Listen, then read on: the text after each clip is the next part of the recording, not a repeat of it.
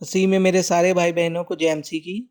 आज हम पवित्र बाइबल में से पढ़ने जा रहे हैं संत मती की इंजील, उसका 13 बाब 1 आयत से लेके 58 आयत तक।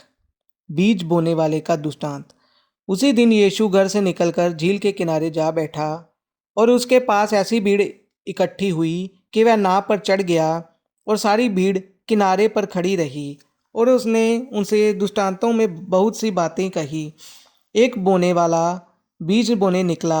बोते समय कुछ बीज मार्ग के किनारे गिरे और पक्षियों ने आकर उन्हें चुग लिया। कुछ बीज पथरीली भूमि पर गिरे जहां उन्हें बहुत मिट्टी ना मिली और गहरी मिट्टी ना मिलने के कारण वह जल्द उग आए। पर सूरज निकलने पर वह जल गए और जड़ ना पकड़ने से सूख गए। कुछ बीज झाड़ियों में गिरे और झाड़ियों ने बढ़कर उन्हें दबा डाला। पर कुछ बीज अच्छी भूमि पर गिरे और फल लाए, कोई 100 गुना, कोई 60 गुना, कोई 30 गुना। जिसके कान हो वह सुन लें। दृष्टांतों क्या उद्देश्य। चेलों ने पास आकर उससे कहा, तू लोगों से दृष्टांतों में क्यों बातें करता है। उसने उत्तर दिया, तुमको स्वर्ग के राज्य के भेदों की समझ दी गई है, पर उनको नहीं। क्योंकि जिसके पास है उसे दिया जाएगा और उसके पास बहुत हो जाएगा, पर जिसके पास कुछ नहीं, उसे जो कुछ उसके पास है वह भी ले लिया जाएगा। मैं उनसे दृष्टांतों में इसलिए बातें करता हूँ कि वह देखते हुए नहीं देखते और सुनते हुए नहीं सुनते और नहीं समझते। उनके विषय में यशायाह की ये भविष्यवाणी पूरी होती है, तुम कानों से तो सुनोगे पर समझोगे नहीं, और आंखों से तो देखोगे पर तुम्हें ना सूझेगा। क्योंकि इन लोगों का मन मोटा हो गया है और वह कानों से ऊंचा सुनते और उन्होंने अपनी आंखें मूंद ली हैं। कहीं ऐसा न हो कि वे आंखों से देखें और कानों से सुने और मन से समझे और फिर जाएं और मैं उन्हें चंगा करूं। पर धन्य है तुम्हारी आंखें कि वह देखती हैं और तुम्हारे कान कि वह सुनते हैं। क्योंकि मैं तुमसे सच कहता हूं कि बहुत से भिक्षुकताओं ने और धर्मियों ने चाहा कि जो बातें तुम देखते हो देखें पर ना देखी, और जो बातें तुम सुनते हो सुने पर ना सुनी। बीज बोने वाले का दृष्टांत। अब तुम बोने वाले के दृष्टांत का अर्थ सुनो। जो कोई राज्य का वचन सुनकर नहीं समझता, उसके मन में जो कुछ बोया गया था उसे वह दुष्ट आकर छीन ले जाता है। यह वही है जो मार्ग के किनारे बोया गया था, और जो पथरी में पूर बोया गया वह है जो वचन सुनकर तुरंत आनंद के साथ मान लेता है, पर अपने में जड़ न रखने के कारण वह थोड़े ही दिन का है।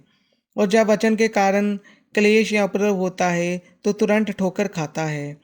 जो झाड़ियों में बोया गया वह ये है कि जो वचन को सुनता है, पर इस संसार की चिंता और धन का धोखा वचन को दबाता है और वह फल नहीं लाता।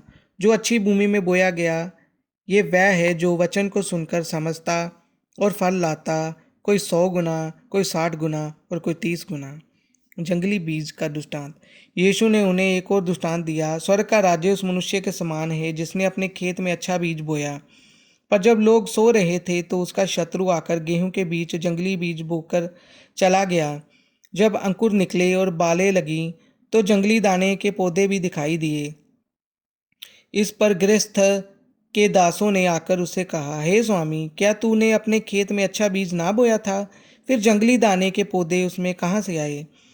उसने उनसे कहा, ये किसी शत्रु का काम है। दासों ने उससे कहा, क्या तेरी इच्छा है कि हम जाकर उनको बटोर लें?